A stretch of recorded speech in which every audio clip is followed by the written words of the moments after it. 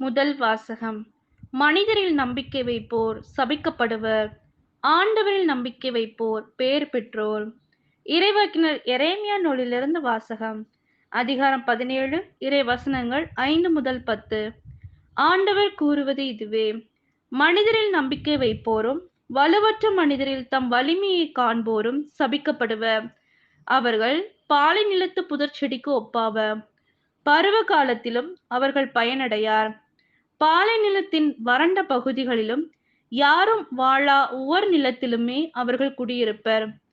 ஆண்டவரில் நம்பிக்கை வைப்போர் பேறு பெற்றோர். ஆண்டவரே அவர்களது நம்பிக்கை. அவர்கள் நீர் அருகில் நடப்பட்ட மரத்துக்கு ஒப்பாவர்.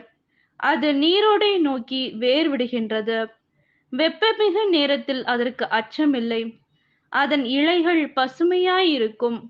வறட்சி மிகு ஆண்டிலும் அதற்கு கவலை இராது. அது எப்போதும் கனி கொடுக்கும்.